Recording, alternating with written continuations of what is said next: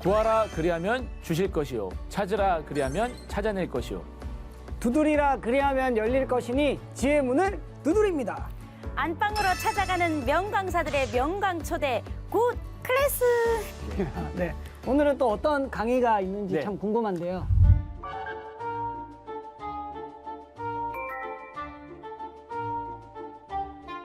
요즘 이 코로나 시대가 너무 이제 길어지고 예. 네, 끝나지가 않잖아요. 그래서 이것 때문에 이제 우울증 그리고 심리적 불안을 호소하는 분들이 너무 이제 많아졌는데 어떻게 좀 마음을 잘 돌보고 계시는지요? 저는 좀 스트레스를 받거나 네네. 우울할 때는 네, 자연적으로 음악을 찾아 듣게 되더라고요. 음악을. 교양이 있으시네요. 네, 저는 소리를 지르거든요. 네. 교양 있으시네요. 그것도 뭐 음악이에요. 노래하시는 거니까. 네, 맞습니다. 그래서 음악은 이렇게 위로를 전해주는 가장 중요한 도구잖아요. 맞아요. 뭐 저도 이제 위로라는 곡을 또 발표를 하기도 했고 네, 죄송합니다. 깨알 홍보를 여기서. 그래서 요즘 그 심신 안정을 위해서 이렇게 특히 이제 클래식을 찾는 사람들이 많이 늘어났다고 합니다. 그래서 오늘 강의는 우리에게 이렇게 필요한 클래식에 관한 이야기를 해주실 분을 모셨습니다. 재미있는 클래식 이야기를 전해주실 분, 대한민국 최고의 클래식 평론가 홍순찬 교수님 모셨습니다. 안녕하세요. 네, 안녕하십니까. 반갑습니다. 예, 지금 방금 뭐 소개받아서 대한민국 최고라는데 그건 아닌 것 같고요. 지금 음악 평론 활동보다는 학교에서 예술 경영을 가르치고 있습니다. 한국예술종합학교 예술경영전공 교수로 있는 홍승찬입니다. 맞습니다. 반갑습니다. 네. 맞습니다.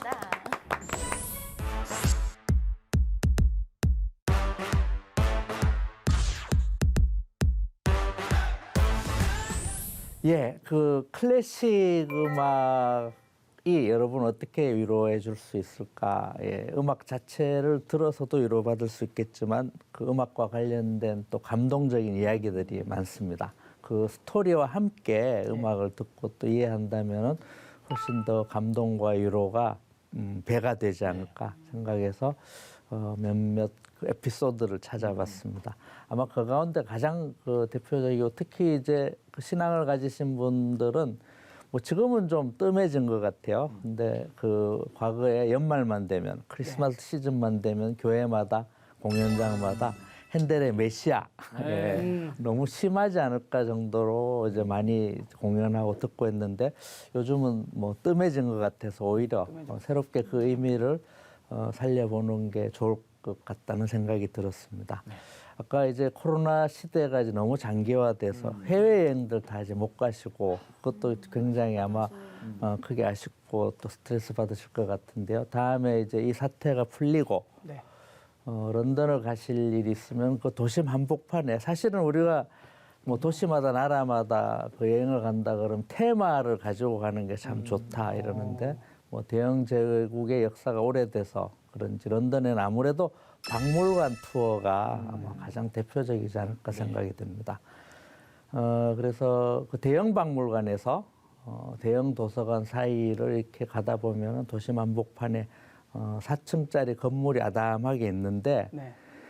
그 건물이 사실은 그냥 가정집처럼 생겼어요. 그냥 지나치기 쉽게 돼 있는데 알고 보면 거기가 이제 박물관 중에 하나입니다. 파운들링 뮤지엄이라고 돼 있는데 작기도 하거니와 들어가려고 보니까 문득 이제 그 관람료가 다른 박물관 뭐 좀 비싸다 해서 그냥 지나치시는 분이 많은데요. 한번 그 시간 내고 또 조금 이제 경제적인 부담을 하셔서라도 꼭 그 볼만한 지금은 박물관이 돼 있는데 사실은 그 자리가 영국 최초의 고아원이 있던 자리입니다.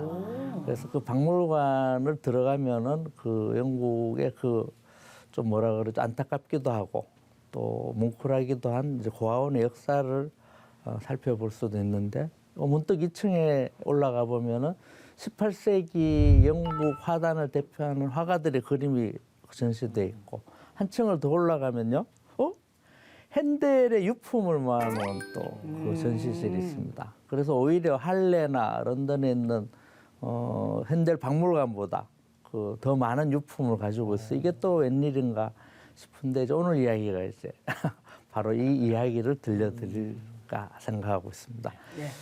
그 사실 그 영국의 최초의 파운들링 고아원이 생긴 게 1738년, 불과 얼마 안 됐죠, 그죠? 사실 그 이전부터 영국은 뭐 무역 국가로서 엄청난 부를 누리고 있었는데 이 사회의 어두운 곳, 특히 이제 고아들의 사정이나 이런 거 이제 뭐 돌아볼 겨를이 없었던 것 같습니다. 근데 미국에서 조선업으로 이제 크게 돈을 번 토마스 코람이라는 사람이 종교적인 문제로 아무래도 이제 미국은 그 청교도들이 주류가 되다 보니까 성공의 신자인 본인이 좀 불편했던 것 같아요. 다시 이제 영국으로 돌아와서 다시 사업을 열심히 하고 있는데 어느 날인가 마차가 고장이 나는 바람에 걸어서 이제 출근을 하게 됐던 것 같습니다. 그제서야 알게 된 게 이 런던 시내에 자기는 그렇게 아름답다고 생각했는데 버려진 아이들이 아침에 그렇게 많았다는 거예요. 거기에 갑자기 충격받고 해서 자기 남은 생애를 이 버려진 아이들을 위해서 이제 바쳐야 되겠다 이렇게 생각했는데 그렇게 생각을 했다더라도 이 아이들을 수용해가지고 돌볼 수 있는 시설도 없을 뿐더러 그런 법령도 이제 준비가 돼 있지 않았어요.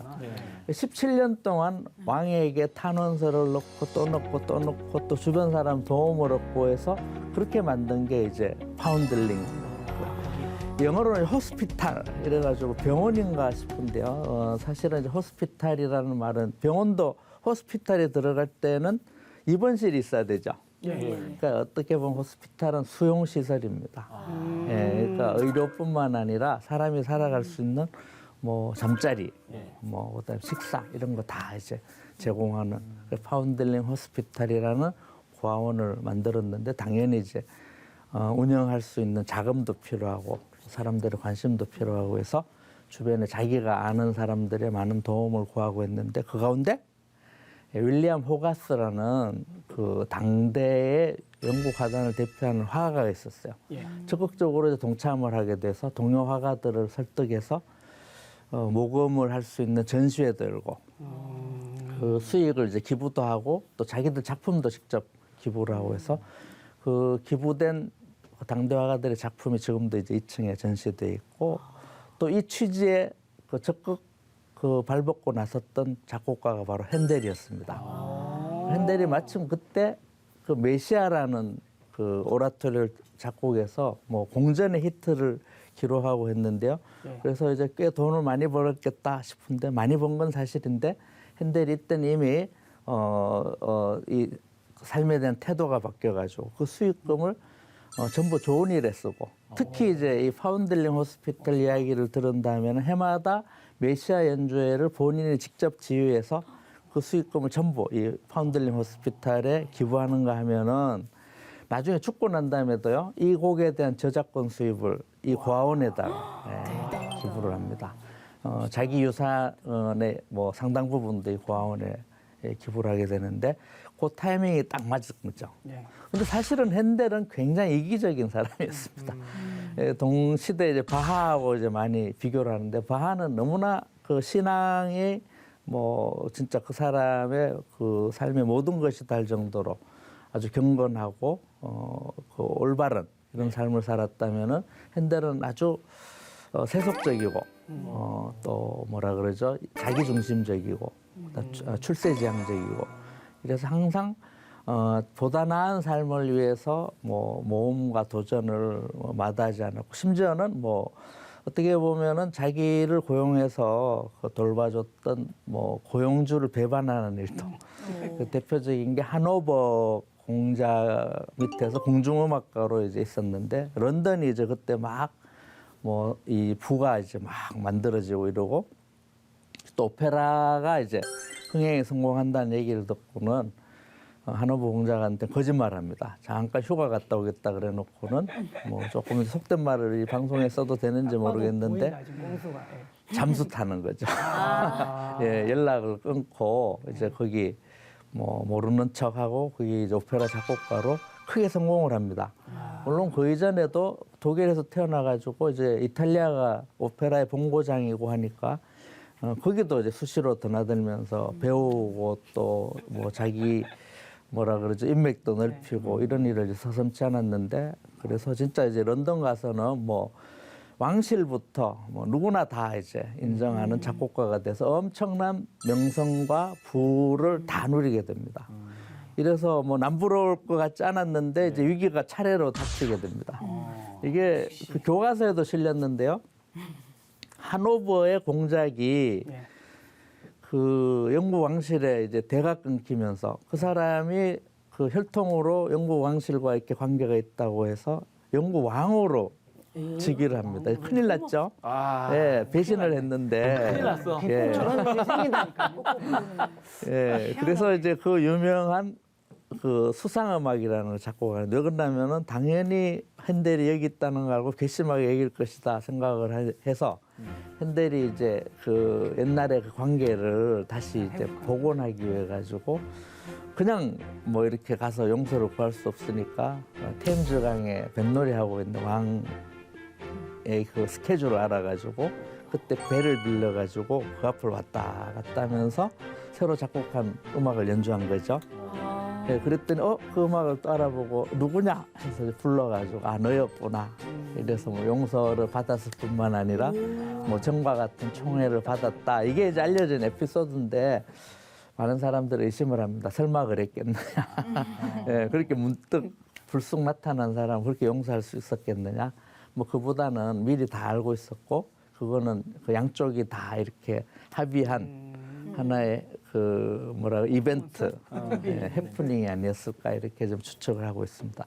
자, 이렇게 또 고비를 넘기는가 했지만 그 영원한 뭐 그 히트 제조기가 있을 수 없겠죠. 그 오페라가 막 융성하는데 그 핸델 오페라가 잘 되다 보니까 라이벌도 등장하게 되고 또 제작비도 이제 많이 들게 되고 그래서 이제 그것도 골치 아픈 데다가 사실 당시에 귀족들 말고 새로 이제 부를 만들어서 이 그 영국의 중심으로 떠오른 중산층 시민계급 말하자면은 물건 만들고 장사하고 해서 이제 돈 번 사람들은 오페라가 조금 어렵다. 그렇죠. 예, 이 사람들 어려서부터 교양 쌓은 것도 아닌데 이태리 말로 하죠. 그다음에 그 당시 오페라는 주로 이해가 가네. 그렇죠. 예. 그리스 신화나 뭐 로마의 역사를 가지고 하는데 뭐 통 못 알아듣겠는 거죠. 근데 이제 항상 이 경제가 이렇게 그 발전을 하면요. 그 자본주의의 위대한 논리는 뭐죠? 수요가 있으면 공급이 있다.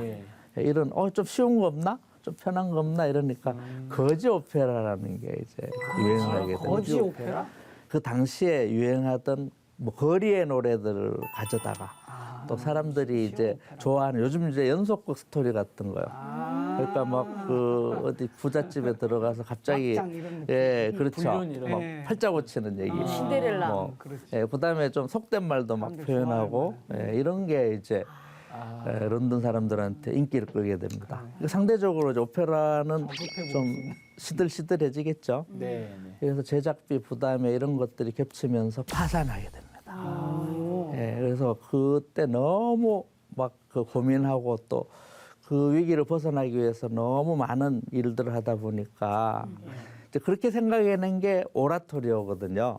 오라토리오가 이제 오페라의 그 결점을 보완할 수 있겠다. 일단은 뭐 옷 안 입고 무대 장치 없으니까 제작비가 적게 들고, 그다음에 영어로 하니까 사람들이 다 알아들을 거고, 그다음에 이 기독교 사회잖아요, 그죠? 네네. 그러니까 이거는 귀족이든 평민이든 성서 얘기는 다 한다는 거죠.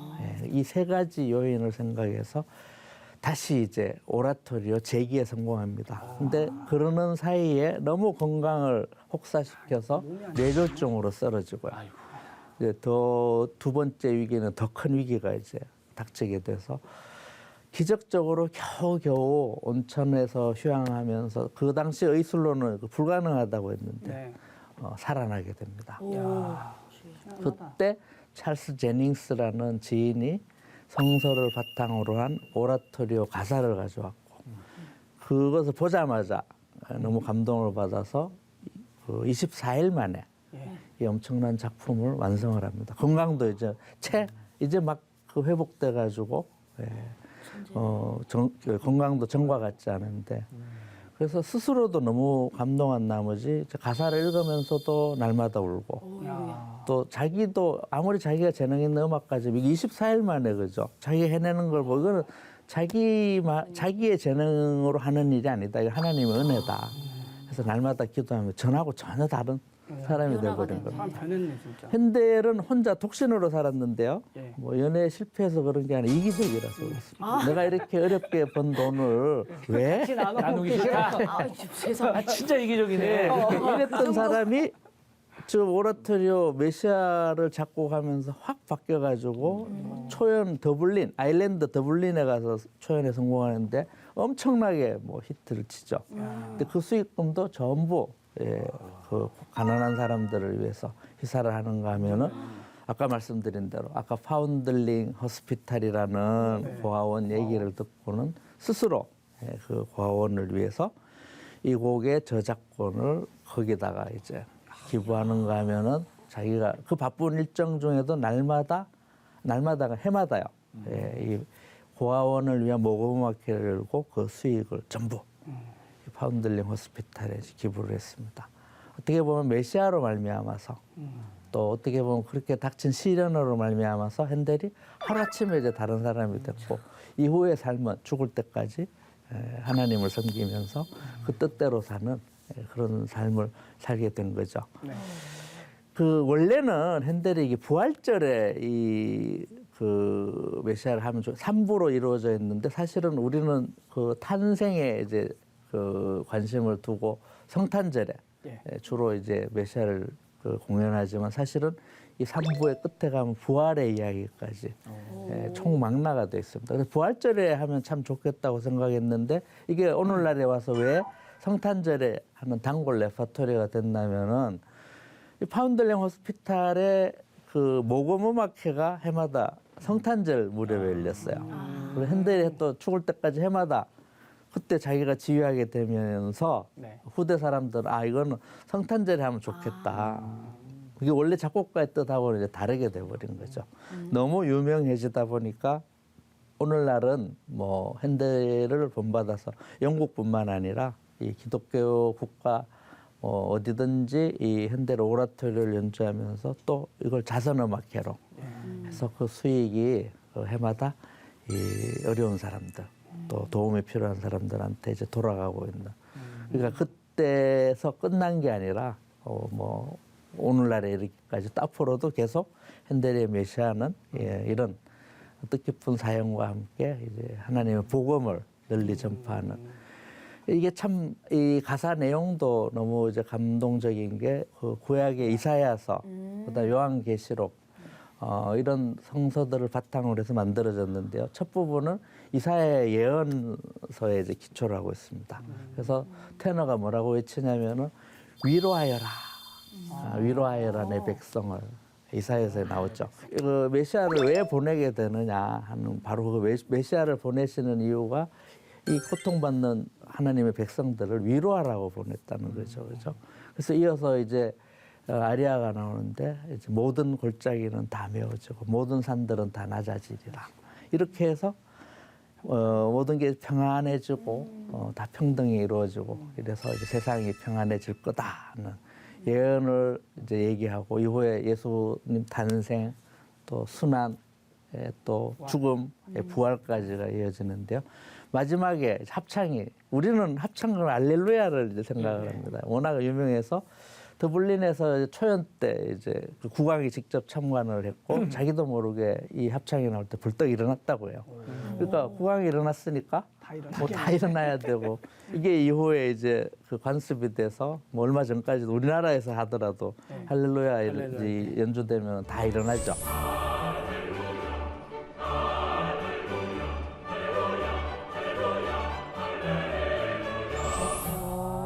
네, 그게 이제 이 습관이 돼 있는데 우리는 그래서 이 그 메시아의 하이라이트를 할렐루야라고 생각하는데 이게 탄생의 할렐루야고요.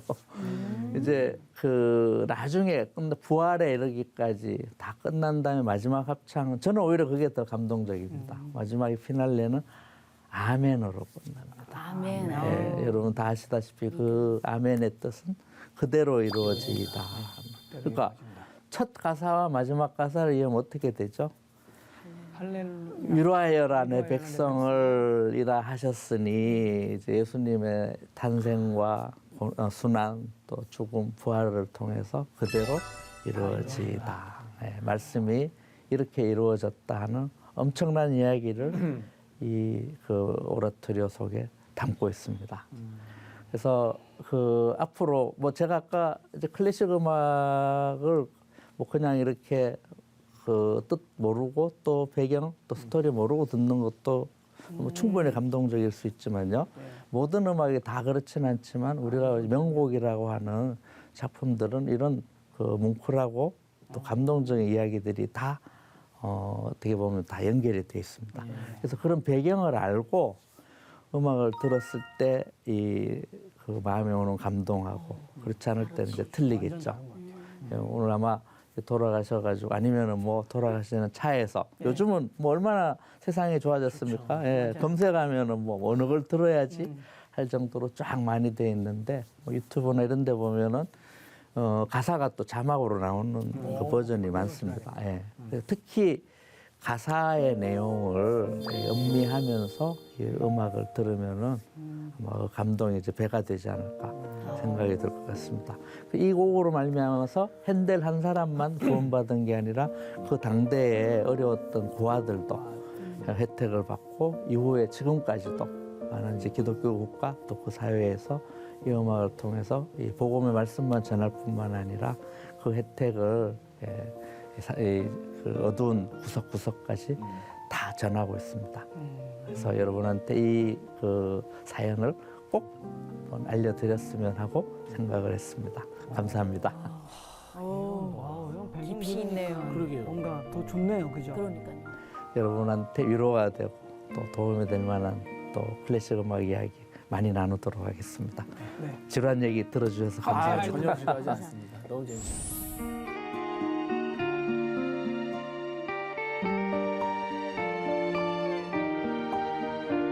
알고 들으면 더 좋겠다라는 생각이 이제 알게 되었는데 좀 이제 클래식 많이 접하지 않았던 사람들한테 조금 쉽게 들을 수 있는 클래식 뭐 하나만 좀 추천을 해주신다면.